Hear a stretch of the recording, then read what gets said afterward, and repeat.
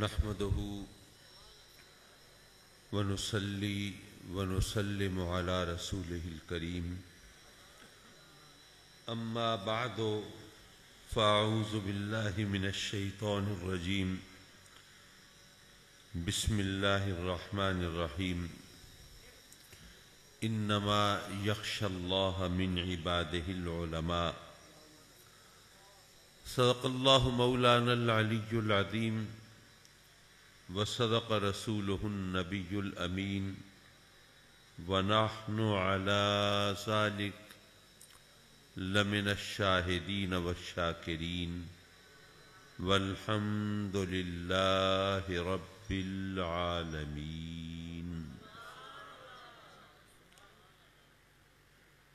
حضرت قبلہ صاحبزادہ خواجہ فیض محمد صاحب شاہ جمالی دامت برکاتہم العالیہ،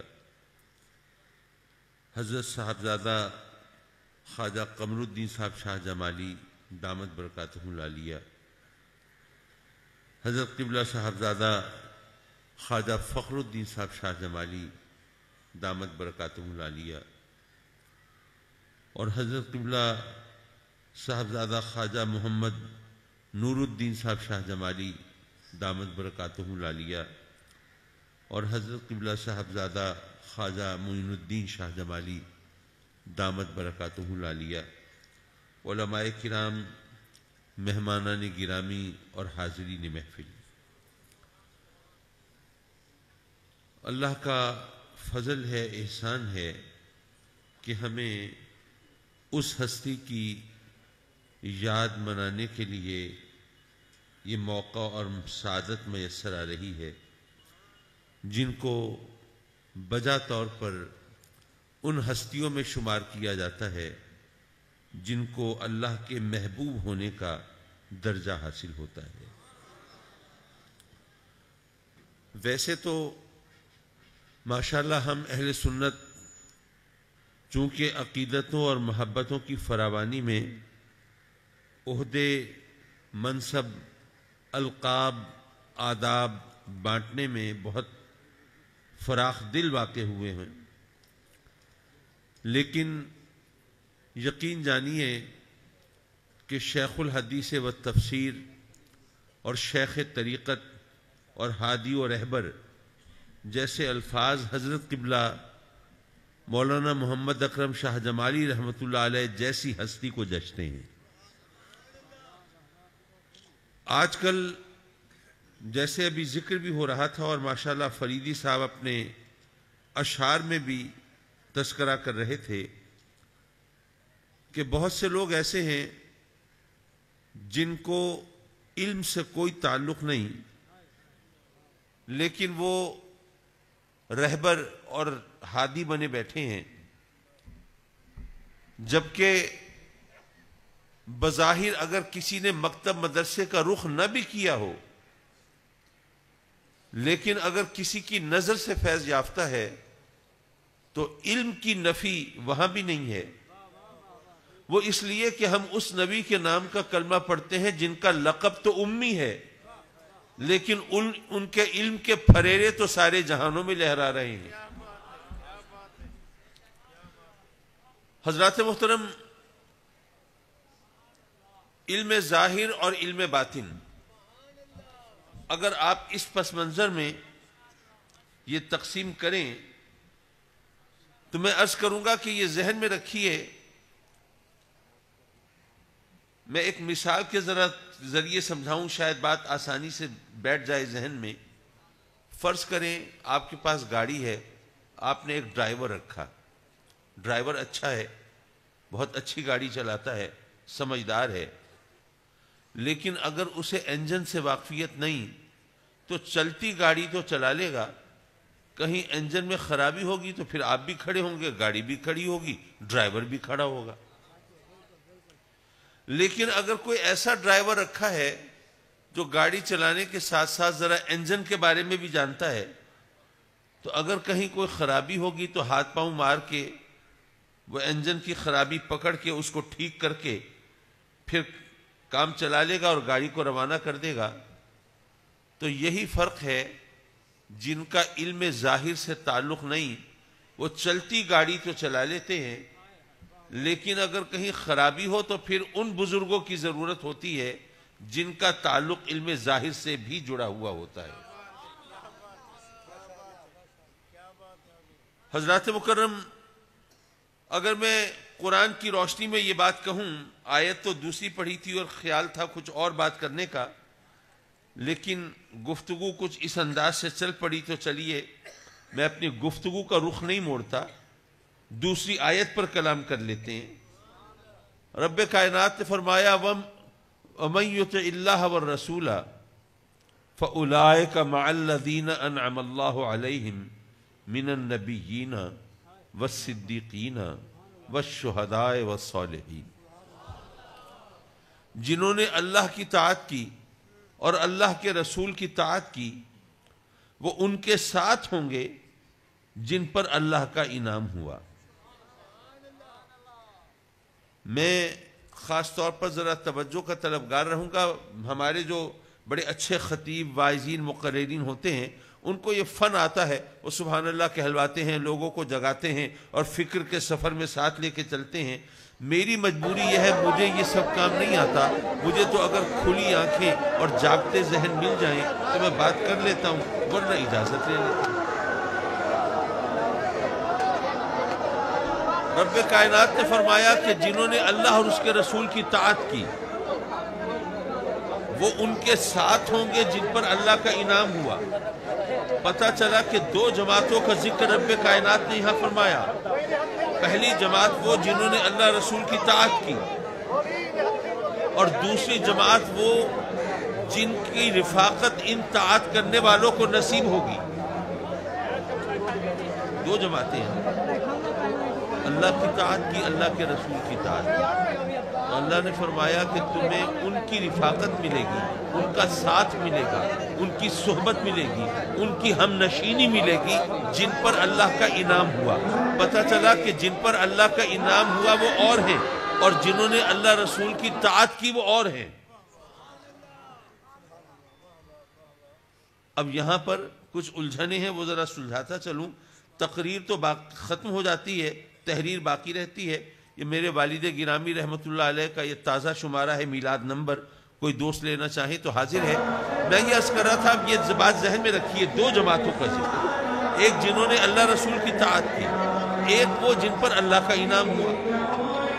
اب یہاں آدمی کا ذہن ذرا الجھتا ہے، تو یہ عجیب بات ہے، ہم اللہ کی طاعت کریں، اللہ کے رسول کی طاعت کریں، ہم پر اللہ کا انعام نہیں ہوگا، بلکہ صرف انعام یافتہ بندوں کی رفاقت ملے گی۔ یہ کیا بات ہے؟ یہ ذرا الجھن ہے، ایک خلیش ہے جسے دور ہونا چاہیے، اس کو ذرا سمجھیے۔ بھائی میں تقریر کروں یا دم کروں؟ ذرا خود سے عقل سے کام۔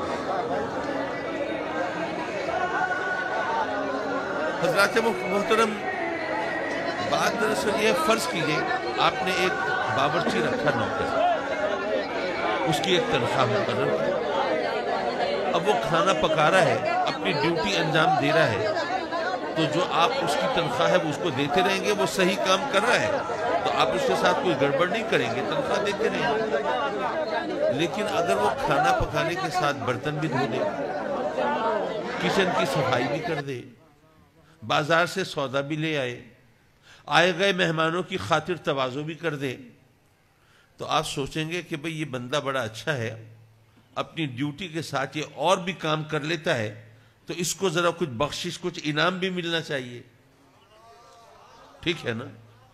پتہ یہ چلا کہ اگر اپنی ڈیوٹی ادا کرتے رہو گے تو تنخواہ ملتی رہے گی، اور اگر ڈیوٹی سے بڑھ کر کچھ اور خدمت کرو گے تو پھر انعام بھی ملے گا۔ اب بتائیے، اللہ رسول کی طاعت یہ ہم سب پر فرض ہے کہ نہیں ہے؟ فرض ہے، تو فرض کو ہی انگریزی میں ڈیوٹی کہتے ہیں۔ اللہ رسول کی طاعت یہ تو ہم پر فرض ہے، یہ ہماری ڈیوٹی ہے، یہ ہمیں کرنی ہے۔ اگر ڈیوٹی انجام دیتے رہو گے تو رب کائنات اس کا اجر ہمیں دیتا رہے گا، جس کو آپ تنخواہ کہیں، اجرت کہیں، جو بھی کہیں، وہ ملتا رہے گا، اس میں رب کائنات کمی نہیں فرمائے گا، وہ کسی کے ساتھ معاذ اللہ ظلم نہیں کرتا۔ تو اگر ہم ڈیوٹی انجام دیتے رہیں گے اس کا اجر ملتا رہے گا۔ لیکن اگر ہم یہ چاہتے ہیں کہ انعام بھی ملے تو ذرا ڈیوٹی سے آگے بڑھ کے کچھ اور بھی کرنا ہوگا نا. اب وہ کیا کریں؟ پھر یہ سوال پیدا ہوتا ہے. ذرا انعام یافتہ بندوں پہ تھوڑا غور کر لیں تو مسئلہ اور آسان ہو جائے گا. انعام یافتہ بندے کون ہیں؟ من النبیین والصدیقین والشہداء والصالحین. وہ انبیاء کرام ہیں، وہ صدیقین ہیں، شہداء اور صالحین ہیں. اب ہم اگر انعام یافتہ بندوں میں شامل ہونا چاہتے ہیں تو ظاہر ہے کہ ایڑی چوٹی کا زور لگا لے، کچھ بھی کر لیں، نبی تو بن نہیں سکتے. اس لیے وہ مقام تو علیحدہ رکھ دیجئے. باقی رہ گئے صدیق، شہید اور صالح. ویسے ان کے مراتب میں فرق ہے، علماء نے اس پر کلام بھی کیا ہے، لیکن یہاں پر اگر علماء اجازت دیں تو میں ذرا بات کرنے میں سہولت کے لیے یہ صدیق، شہید اور صالح ان تینوں کو ولی کہہ سکتا ہوں. صدیق بھی ولی ہوتا ہے، شہید بھی ولی ہوتا ہے، صالح بھی ولی ہوتا ہے. اب نبی تو ہم بن نہیں سکتے، ولی کیسے بن سکتے ہیں یہ دیکھنا پڑے گا. اچھا، ولی کسے کہتے ہیں؟ آج کل لوگ بیچارے کچھ ایسے ہوتے ہیں بے وقوف جو اپنی کہی ہوئی بات نہیں سمجھتے. اگر میری بات آپ نہ سمجھیں کوئی وجہ ہو سکتی ہے، زبان کا فرق ہو سکتا ہے، پیرایہ اظہار کا فرق ہو سکتا ہے، الفاظ کے انتخاب کا فرق ہو سکتا ہے، اور آئی کیو لیول، معیار ذہانت کا فرق ہو سکتا ہے. ویسے لوگ کہتے ہیں مجھ سے بھی، صحیح وہ سرائکی میں تقریر کریں، ہمیں اردو سمجھ نہیں آتی. ٹی وی کے اردو ڈرامے تو سمجھ میں آ جاتے ہیں، میری تقریر سمجھ نہیں آتی. لیکن میرا خیال ہے انشاءاللہ آپ کوشش کریں گے تو تقریر بھی سمجھ نہیں آتی. تو میں عرض کر رہا تھا کہ میری بات اگر آپ نہ سمجھیں، کوئی بھی وجہ ہو سکتی ہے، لیکن کوئی خود اپنی بات نہ سمجھے تو اس کو سوائے حماقت کو اور کیا کہا جا سکتا ہے. لوگ کہہ دیتے ہیں نا جی ولیوں کے پلے کچھ نہیں، ولی کچھ نہیں دے سکتے. ان بیچاروں کو نہیں پتہ چلتا وہ کہہ کیا رہے ہیں. میں آپ سے پوچھتا ہوں، آپ کے علاقے میں اگر کوئی چیف منسٹر یا پرائم منسٹر کا کوئی دوست ہو تو کیا خیال ہے وہ کچھ کر سکتا ہوگا کہ نہیں؟ کسی کو کوئی اگر شک ہو تو اس سے پنگھا لے کے دیکھ لے، پتہ چل جائے گا. تو ولی کہتے ہیں دوست کو، ولی کہتے ہیں محبوب کو، ولی کہتے ہیں مقرب کو. تو چیف منسٹر، پرائم منسٹر کا دوست تو بہت کچھ کر سکے. یار لوگ کہتے ہیں نہیں، اللہ کا دوست کچھ نہیں کر سکتا. تو یہ تو وہی بات ہے نا، خود اپنی کہی ہوئی بات نہیں سمجھتے، ورنہ اتنی حماقت، اتنی بے وقوفی نہ کرتے. معاف کیجئے، بات دور نکل گئی کہ ولی کہتے ہیں محبوب کو. تو ہم اللہ کا محبوب کیسے بن سکتے ہیں؟ اس کا راستہ رب کائنات نے قرآن مجید میں ہمیں بتایا ہے، دکھایا ہے. قل ان کنتم تحبون اللہ فاتبعونی یحببکم اللہ. اے محبوب آپ فرما دیجئے کہ اگر تمہیں اللہ سے محبت کا دعویٰ ہے، واقعی اللہ سے محبت کرتے ہو، تو پھر میری اتباع کرو تو اللہ تمہیں اپنا محبوب بنا لے گا.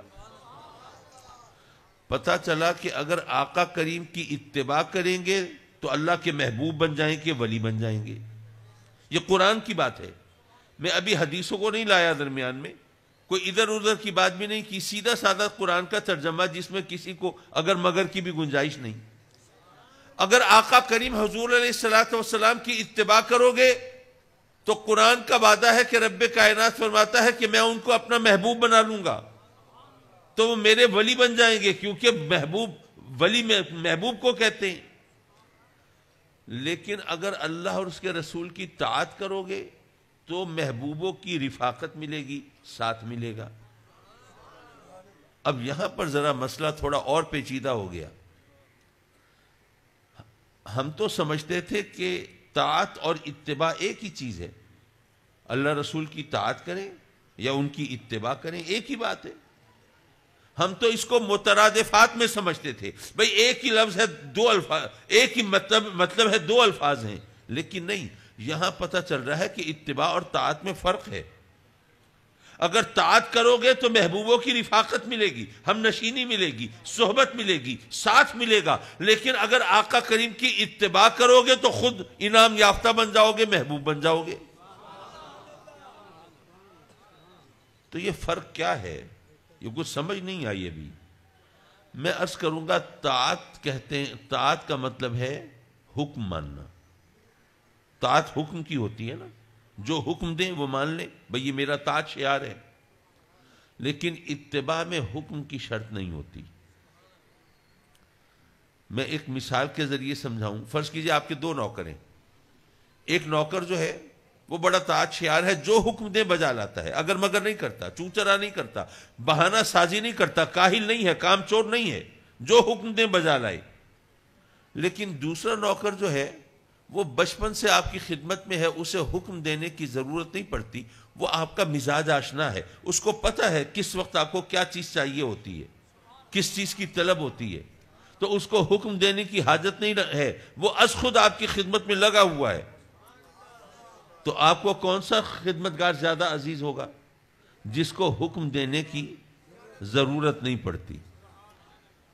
طاعت حکم کی ہوتی ہے، اتباع میں حکم شرط نہیں ہے. اللہ نے حکم دیا 5 وقت نماز پڑھو، آپ نے 5 وقت نماز پڑھی تو طاعت کی نا. لیکن جب آقا کریم کی اتباع کرنے چلیں گے، سرکار کی اداؤں کے سانچے میں ڈھلیں گے، تو صرف 5 وقت کی نمازوں سے بات نہیں بنے گی. پھر چاشت، اشراق، اوابین، تہجد، یہ سب بھی پڑھنے پڑیں گے. اللہ کا حکم ہوا کہ 40واں حصہ مال کا زکوٰۃ دو. آپ نے کوئی ڈنڈی نہیں ماری، کوئی ہیلا بہانہ نہیں تراشا، 40واں حصہ زکوٰۃ نکال دی، تو آپ نے اللہ رسول کی طاعت کی نا. لیکن اگر آقا کریم کی اتباع کرنے چلیں گے تو صرف 40ویں حصے سے بات نہیں بنے گی، پھر سارا گھر خدا کی راہ میں لٹانا پڑے گا. اللہ نے حکم دیا کہ رمضان کے روزے رکھو، آپ نے رمضان کے روزے رکھے، آپ نے طاعت کی. لیکن اگر آقا کریم کی اتباع کرنے چلیں گے تو صرف رمضان کے روزوں سے بات نہیں بنے گی. میرے آقا کریم باقی جو نفلی روزے رکھتے ہیں، ہر سوموار کا روزہ بھی اپنے میلاد کی خوشی میں، عاشورے کے موقع پر بھی، تو وہ تمام روزے رکھیں گے تو آقا کریم کی اتباع ہوگی. پتہ چلا کہ طاعت اتباع میں شامل ہے، اتباع طاعت میں شامل نہیں. 5 نمازیں تو ان تمام نمازوں میں شامل ہیں، لیکن وہ تمام نمازیں 5 نمازوں میں شامل نہیں. 40واں حصہ تو سارے گھر میں شامل ہے، سارا گھر 40ویں حصے میں شامل نہیں. تو اللہ فرماتا ہے اگر میری طاعت کرو گے تو میں تمہیں اپنے محبوبوں کی رفاقت عطا کروں گا، اور اگر میرے محبوب کی اداؤں کے سانچے میں ڈھل جاؤ گے، اس کی اتباع کرو گے، میں تمہیں اپنا محبوب بنا لوں گا.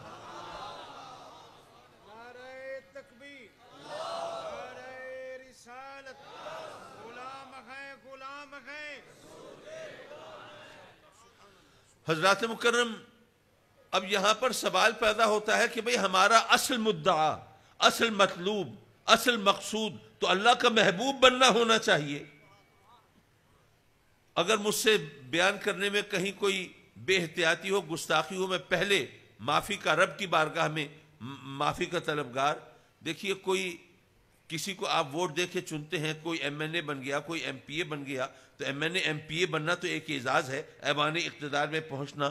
لیکن جو ان کے ساتھ لگے رہتے ہیں، چمچہ گیری کر رہے ہوتے ہیں، تو ان کی تو وہ اوقات اور حیثیت نہیں ہوتی نا. تو مولا اگر تیرے محبوب بنے تو یہ تو بڑی بات ہے، لیکن ان کے ساتھ لگے رہے، یہ کیا بات بنی؟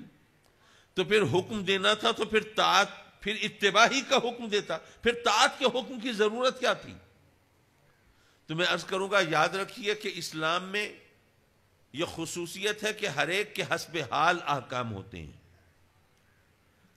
آپ دیکھیے عورتوں کے لیے احکام اور ہیں، مردوں کے لیے اور ہیں، امیروں کے لیے احکام اور ہیں، غریبوں کے لیے اور ہیں، عاقل بالغ لوگوں کے لیے احکام اور ہیں، نابالغ لوگوں کے لیے احکام اور ہیں، مسافروں کے لیے احکام اور ہیں، مقیم حضرات کے لیے اور ہیں، تندرست لوگوں کے لیے احکام اور ہیں، بیماروں کے لیے اور ہیں. تو اسی طرح یاد رکھو کہ خواص کے لیے احکام اور ہیں، عوام کے لیے اور ہیں. اب ذرا تھوڑی آپ کی توجہ ہوگی، جو وقت ہے اس میں گنجائش بہت تھوڑی ہے، میں انہی 3-4 منٹ میں بات سمیٹنا چاہتا ہوں. لیکن میں آپ کو متوجہ کرنا چاہتا ہوں کہ میں در حقیقت ایک بہت مشکل مسئلے کو بہت آسانی سے حل کرنے کی کوشش کر رہا ہوں. جو عوام کے لیے احکام ہیں وہ اور ہیں، جو خواص کے لیے ہیں وہ اور ہیں. عوام کے لیے جو احکام ہے وہ شریعت کہلاتے ہیں، جو خواص کے لیے احکام ہے وہ طریقت کہلاتے ہیں. آپ یوں کہیے کہ طاعت شریعت ہے اور اتباع طریقت ہے. طاعت شریعت ہے، اتباع طریقت ہے. آج کل ہم لوگوں پر جو مسائل پیدا ہوئے ہیں وہ یہ ہیں کہ جو آسان راستہ اختیار نہیں کر سکتے، شریعت پر عمل نہیں کر سکتے، وہ دعویٰ کرتے ہیں ہم تو خواص میں سے ہیں، ہم تو طریقت کے راستے پہ چلنے والے ہیں. مشکل یہ آن پڑی ہے. جو نماز نہیں پڑھ سکتے وہ کہتے ہیں جی یہ مولویوں کی باتیں ہیں، چھوڑو دفع کرو، ہم اللہ والے ہیں. بھائی شریعت کا راستہ آسان راستہ تھا، یہ عوام کے لیے تھا، اور طریقت کا راستہ مشکل راستہ تھا، وہ خواص کے لیے تھا. جو آسان راستے کو نہ اپنا سکے وہ مشکل راستے پہ کیسے چل سکتا ہے؟ میں اس کی ایک مثال دوں. سیدنا امام شافعی رضی اللہ تعالیٰ عنہ اور سیدنا امام احمد بن حنبل، ویسے تو میں اب ایسی جگہ بیٹھا ہوں کہ مجھے وضاحت کی ضرورت نہیں ہے کہ ان ہستیوں کا ذکر، ویسے آج کل زمانہ تو ایسا آ گیا ہے کہ فقہ کے ان اماموں کا بھی اب تعارف کرانا پڑتا ہے.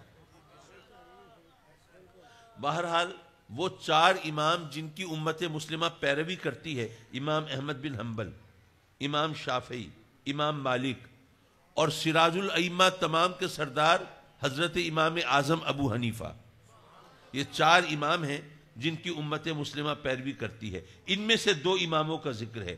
امام شافعی، امام احمد بن حنبل اکٹھے آ رہے ہیں، سامنے سے حضرت حبیب اجمی تشریف لا رہے ہیں. امام احمد بن حنبل کی نظر پڑتی ہے حضرت حبیب اجمی پر، تو فوراً امام شافعی سے کہتے ہیں کہ حضرت یہ اللہ والے جو ہوتے ہیں نا یہ بھی عجیب لوگ ہوتے ہیں، ان سے کوئی مسئلہ پوچھے تو آدمی مشکل میں پڑ جاتا ہے، یہ الجھا دیتے ہیں. امام شافعی کو ذرا تعجب ہوا، حیرت ہوئی کہ ہمیں بھی الجھا دیتے ہیں، ہم جو امت مسلمہ کی رہنمائی کر رہے ہیں، جو ان مسائل سلجھا کے ان کو بتا رہے ہیں، کیا ہمیں بھی الجھا دیتے ہیں؟ امام احمد بن حنبل نے کہا کہ آپ خود پوچھ کے دیکھ لیجئے. اسی اثناء میں حضرت حبیب اجمی قریب تشریف لا چکے ہیں. امام شافعی کہتے ہیں حضرت وہ ایک مسئلہ تو بتائیے. آپ نے فرمایا جی پوچھئے. آپ نے کہا کہ رات کو بندہ لیٹا سونے کے لیے، اب سونے سے پہلے ذرا دن کا حساب کر رہا ہے نا، کیا کھویا، کیا پایا، کیا کیا اور کیا نہیں کیا. تو اس وقت اس نے جب حساب کیا تو اس کو یاد آیا کہ اس نے 4 نمازیں تو پڑھی ہیں لیکن 5ویں نہیں پڑھی. اب وہ یاد کرنے کی کوشش کر رہا ہے کہ کون سی نماز نہیں پڑھی، اب یہ یاد نہیں آ رہا اسے. اب بڑی کوشش کر رہا ہے، کوشش کے باوجود یاد نہیں آیا کون سی نماز نہیں پڑھی. اب وہ کیا کرے؟ اب یہ علماء تشریف فرما ہے جانتے ہیں کہ فقہ یہ کہتی ہے کہ بھئی اگر بالکل اس کو یاد نہ آئے تو پھر وہ گمان غالب کی بنیاد پر، جس کے بارے میں زیادہ خیال ہو کہ غالباً یہ نماز نہیں پڑھی ہوگی، وہ پڑھ لے. اگر وہ نہیں بھی ہوگی تو اللہ قبول فرما لے گا. شریعت کا یہی مسئلہ ہے، فقہ یہی کہتی ہے ظن غالب کی بنیاد پر، گمان غالب کی بنیاد پر آپ وہ نماز ادا کر لیں. حضرت حبیب اجمی سے پوچھا، انہوں نے کہا کہ 5 نمازیں دوبارہ پڑھے. امام شافعی الجھ گئے، کہنے لگے آپ عجیب آدمی ہیں، بھائی 4 نمازیں تو اس نے پڑھی ہیں، 5ویں کے بھی صرف وقت کا مسئلہ ہے وہ یاد نہیں آ رہا، آپ کہتے ہیں 5 دوبارہ پڑھے. حبیب اجمی فرماتے ہیں کہ جی آپ کہہ رہے ہیں کہ 4 نمازیں اس نے پڑھی ہیں، اور میں کہتا ہوں کہ اس کو یہ بھی نہیں پتا کون کون سی پڑھی ہیں، تو کیا خاک پڑھی ہیں؟ 5 دوبارہ پڑھی. اب بتائیے کہ عوام جو ویسے ہی نماز نہیں پڑھتے، اگر ان کو آپ یہ فتویٰ دینے لگے کہ 5 دوبارہ پڑھنی پڑیں گی، اگر بھول گئے تو وہ تو یرک جائیں گے، وہ تو بھاگ جائیں گے، وہ تو نماز پڑھنے سے ہی دور چلے جائیں گے. تو اس لیے ان کے لیے آسان راستہ بتایا کہ جو بھی نماز کا خیال ہو کہ غالباً یہ نہیں پڑھی ہوگی وہ پڑھ لو، اللہ قبول فرما لے گا ظن غالب کی بنیاد پر. لیکن جو خواص ہیں ان کا مسئلہ، ان کا فتویٰ حبیب اجمی نے عطا فرمایا کہ 5 نمازیں دوبارہ پڑھے. تو کہنے کا مطلب یہ کہ جو خواص کا راستہ ہے وہ مشکل راستہ ہے، وہ طریقت کا راستہ ہے. جو عوام کا راستہ ہے وہ آسان راستہ ہے، وہ شریعت کا راستہ ہے۔ اب صرف آخری سوال، اس کا جواب اور پھر اجازت۔ اچھا جی، اتباع کے راستے پہ چلیں گے تو اللہ کے محبوب بن جائیں گے، اور اللہ کا محبوب بننا یہ بہت بڑا اعزاز ہے، یہ بہت بڑا مقام ہے، یہ بہت بڑا مرتبہ ہے۔ تو ہم پھر اتباع ہی کریں، پھر طاعت کرنے سے صرف ان کی ہم نشینی، اس کا کیا فائدہ؟ تو وہ حدیث یاد کیجئے کہ آقا کریم حضور علیہ الصلوۃ والسلام فرماتے ہیں کہ رب کائنات فرشتوں کو حکم دیتا ہے کہ جاؤ دنیا میں اور اہل ذکر کو تلاش کرو۔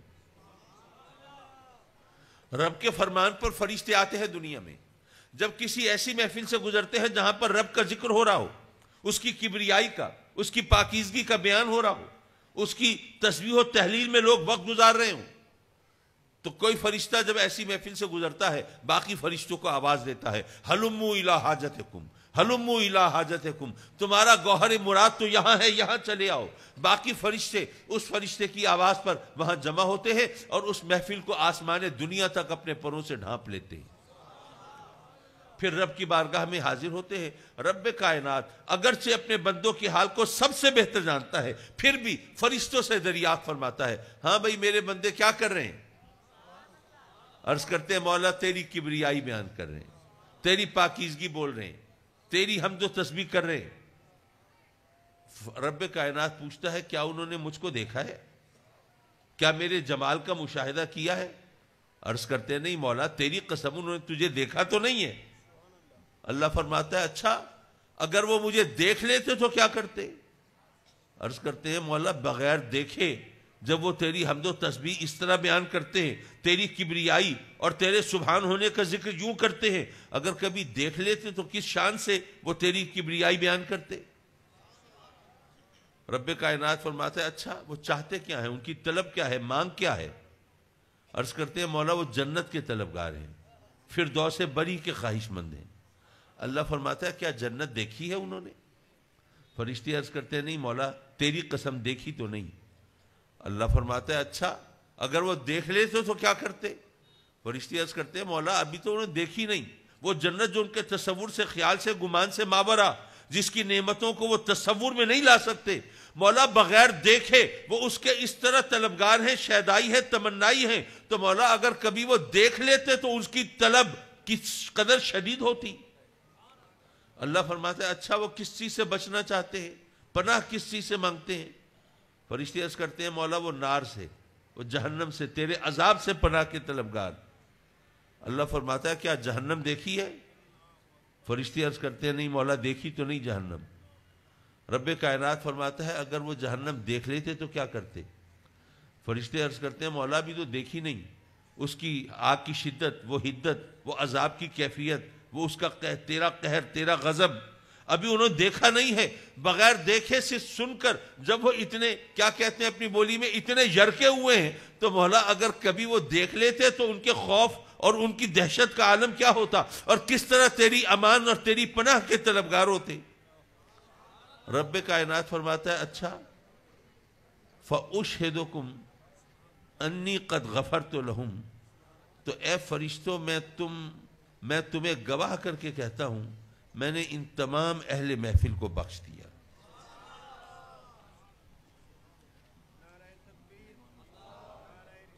اللہ اکبر۔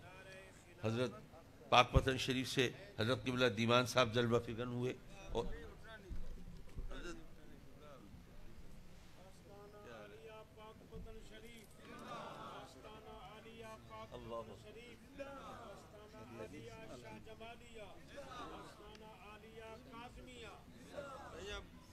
بس میں اپنے آخری جملے دہرا رہا ہوں بس۔ ماشاءاللہ محفل کو چار چاند لگ گئے الحمدللہ۔ ظاہر ہے کہ حضور بابا فرید کی نگاہ عنایت اور ان کا فیض شامل ہو گیا تو سبحان اللہ اب کس چیز کی کسر بچی۔ میں اپنی تقریر کے آخری لمحات میں ہوں، ذرا یہ دو جملے سن لیجئے تاکہ میں آپ کی جان چھوڑ دوں۔ رب کائنات فرشتوں سے کہتا ہے فَأُشْهِدُكُمْ أَنِّي قَدْ غَفَرْتُ لَهُمْ، تو اے فرشتوں میں تمہیں گواہ کر کے کہتا ہوں میں نے ان تمام اہل محفل کو بخش دیا۔ فرشتے ڈنڈی مارنے کی کوشش کرتے ہیں، مولا سب کو بخش دیا. رب فیہم فلان عبد خطاؤن فانما مر فجلس معہم. مولا ان میں تو فلاں بندہ بھی جو بڑا گناہگار خطاکار، اور مولا وہ تو اس محفل میں شرکت کے ارادے سے آیا بھی نہیں تھا، وہ تیرا ذکر کرنے، تیری کبریائی اور تیری پاکیزگی بیان کرنے کی نیت سے یہاں موجود بھی نہیں تھا. وہ تو یہاں سے گزر رہا تھا، لوگوں کو بیٹھا ہوا دیکھا تو آ گیا دیکھنے بھئی لوگ کیوں بیٹھے ہوئے. تو مولا وہ تو تماشائی تھا، تماشا دیکھنے آیا تھا، ان کے ساتھ اتفاقاً بیٹھ گیا، کیا اسے بھی بخش دیا؟ رب کائنات فرماتا ہے وَلَهُ غَفَرْتُ، میں نے اس کو بھی بخش دیا. ہم القوم لا یشقی بہم جلیسہم. ارے یہ جو میرا ذکر کرنے والے، مجھ سے لو لگانے والے، مجھ سے پینگے بڑھانے والے، میرے قرب کے درجات اور مراحل کو طے کرنے والے، یہ وہ ہستیاں ہیں جو ان کے ساتھ بیٹھ جائے وہ بھی محروم القسمت نہیں رہ سکتا. ارے یہ پارس کی طرح ہوتے ہیں، جو ان سے چھو جاتا ہے وہ بھی سونا ہو جاتا ہے. پتہ یہ چلا یہ ہستیاں وہ ہیں کہ اگر تمہیں ان کی رفاقت مل جائے تو ان کی رفاقت، ان کے ساتھ ان کی ہمنشینی کے صدقے میں تم جنت کے حقدار ہو جاؤ گے اور جہنم سے محفوظ ہو جاؤ گے. وَحَسُنَ أُولَٰئِكَ رَفِيقًا. اور یہ کتنے اچھے ساتھی ہیں، ان سے اچھا ساتھی اور کون ہو سکتا ہے کہ محض ان کے ساتھ کی وجہ سے، ان کی ہمنشینی اور رفاقت کی وجہ سے، ان کی صحبت کی وجہ سے آدمی جنت کا حقدار ہو جائے، جہنم سے محفوظ ہو جائے. ہمیں ان ہستیوں کے دیدار کا شرف حاصل ہے، اور آج ایسی ہستیوں کے عرس مبارک کی محفل میں ہم حاضر ہیں. رب کائنات ان کے درجات کو بلند فرمائے، ان کے مقام و مرتبے میں اضافہ فرمائے، اور اللہ تعالیٰ اپنے کرم سے آنے والوں کی جھولیوں کو بھر دے، یہاں سے گوہر مراد لے کے جائیں. وآخر دعوانا ان الحمد للہ رب العالمین.